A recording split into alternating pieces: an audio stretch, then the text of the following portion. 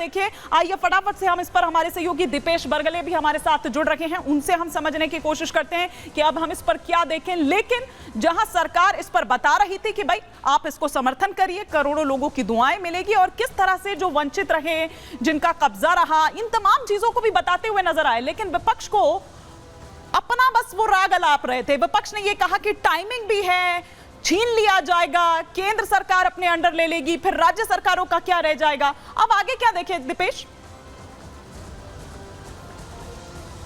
देखिए बिल्कुल हिमानी, साफ तौर पर यह समझना होगा कि बिल को पेश करने के साथ की जो हंगामा हुआ, उसके बाद खुद केंद्रीय मंत्री किरण रिजिजू ने ही ये प्रस्ताव रखा कि इस पर जेपीसी का गठन कर दिया जाए और इस बिल को उस पर जांच करने के लिए सौंप दिया जाए, वहां पर विचार विमर्श किया जाए, संसदीय समिति जो है वो बनाई जाए और उस पर फिर विचार विमर्श होगा। यानी साफ तौर पर यह समझा जा सकता है कि गेंद जो है वो विपक्ष के पाले में डाल दी गई है कि आप ही इस पर जांच कर लीजिए, आप ही इस पर विचार विमर्श कर लीजिए, और अगर जो प्रावधान हमने इस संशोधन बिल में रखेंगे उसमें कहीं कोई कमी है तो फिर बताइए, उस पर फिर विस्तार से बातचीत होगी। यानी साफ तौर पर अब जो जेपीसी का गठन होगा, जेपीसी का गठन चूंकि प्रक्रिया है और उस प्रक्रिया में यह देखने को मिलता है कि तमाम राजनीतिक दलों की भागीदारी जो है वो बराबर होती है, यानी उसमें कोई बड़ा कोई छोटा नहीं होता, तमाम राजनीतिक दलों का इन्वॉल्वमेंट उसमें नजर आता है। लेकिन अगर लोकसभा और राज्यसभा का जिक्र करें तो चूंकि लोकसभा की संख्या राज्यसभा से दोगुनी है, यही कारण है कि उसमें अगर 20 सदस्य लोकसभा के हैं तो 10 राज्यसभा के रहेंगे,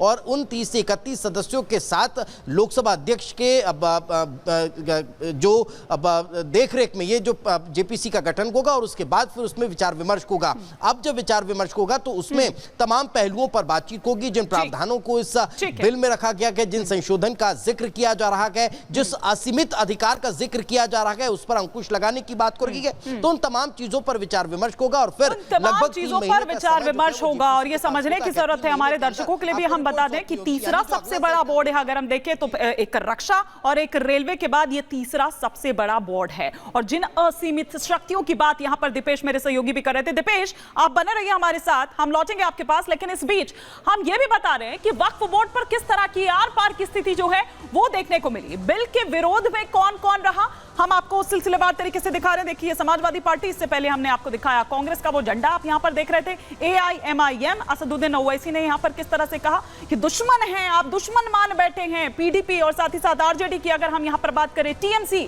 ये वो रहे जो बिल के विरोध में हैं, एक सुर में इसके खिलाफ बोलते हुए, इसकी टाइमिंग पर सवाल उठाते हुए, सरकार की मंशा पर सवाल उठाते हुए नजर आए। तो बिल के विरोध में हम यहां बता रखे हैं। इसके अलावा वक्फ बिल पर संसद में और किस तरह से घमासान देखने को मिला, यह सिलसिलेवार तरीके से आपको बताते हैं। बीजेपी तुष्टीकरण के लिए बिल ला रही है, यह किसने कहा? अखिलेश यादव ने। बीजेपी हताश है, निराश है, अखिलेश यादव कहते नजर आए।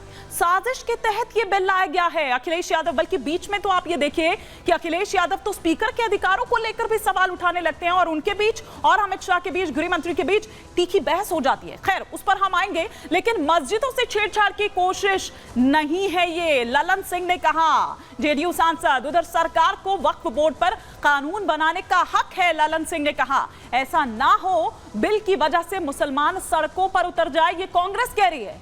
देश को बांटने वाली साजिश कामयाब नहीं होनी चाहिए, ये कांग्रेस कह रही है कि दरअसल इसके जरिए देश बांटने की कोशिश हो रही है।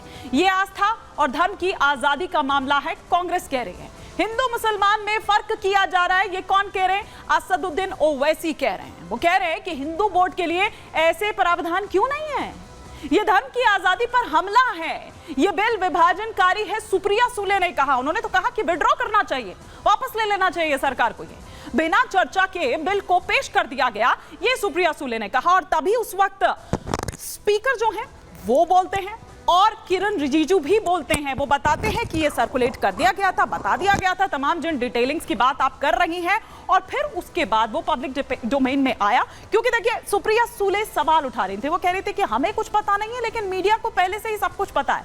अब किस तरह की प्रतिक्रियाएं इस पूरे बिल को लेकर आई, वो भी आपको सुनवाते हैं। गवर्नमेंट कह रहे हैं कि हम महिलाओं को दे रहे हैं, मुझे यकीन है कि आप बिल्किस बानो को और ज़किया जाफरी को मेंबर बनाएंगे, मुझे यकीन है। मैं आपसे जानना चाह रहा हूं सर कि ये जो आप बिल ला रहे हैं, आप देश को बांटने का काम कर रहे हैं, जोड़ने का काम नहीं कर रहे हैं। आप दुश्मन हैं मुसलमानों के, उसका सबूत ये बिल है। वक्फ बोर्ड किसी कानून से बना बना है और कानून से बना हुआ कोई भी संस्था अगर निरंकुश होगा तो उसमें पारदर्शिता लाने के लिए सरकार को हक है, अधिकार है कानून बनाने का। अब ये उसकी तुलना कर रहे हैं, ये तुलना कर रहे हैं मंदिर से। ये मंदिर से कहाँ उसका मतलब है? कोई धर्म के नाम पर बंटवारा नहीं हो रहा है, ये भ्रम फैलाना चाहते हैं। मैं वक्फ संशोधन विधेयक 2024 को विरोध करता हूं।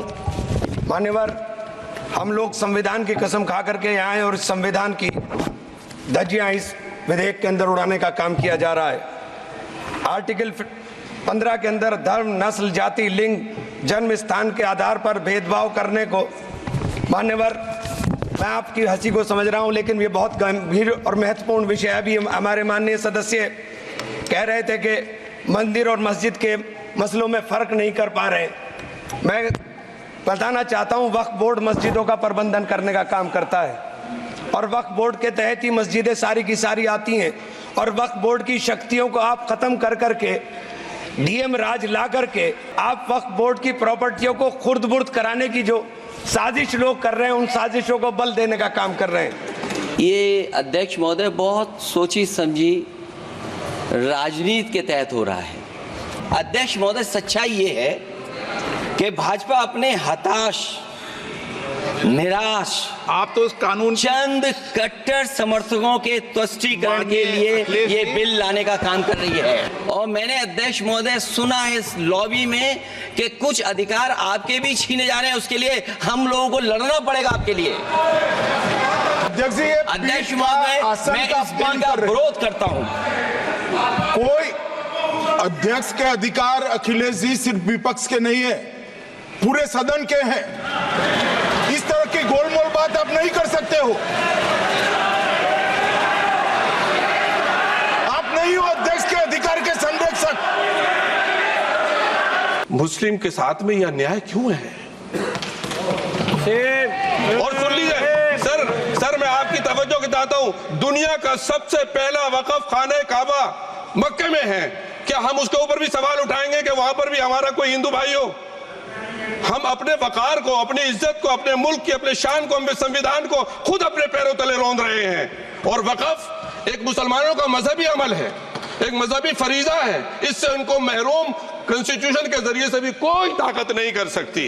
सर, ये हम बहुत बड़ी गलती करने जा रहे हैं, जिसका खुमियाजा हमें अभी नहीं, सदियों तक हम भुगतते रहेंगे। वक्फ अमेंडमेंट एक्ट पार्लियामेंट में लाने का काम किया है। सभी लोग और खास करके मुस्लिम समाज के लोग इसका तहे दिल से स्वागत करते हैं।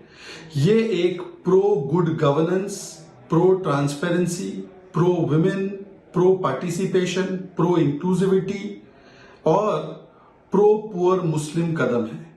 ये एंटी लैंड ग्रैबिंग, ये एंटी लैंड माफिया और एंटी करप्शन है। इसीलिए हम इसका स्वागत करते हैं।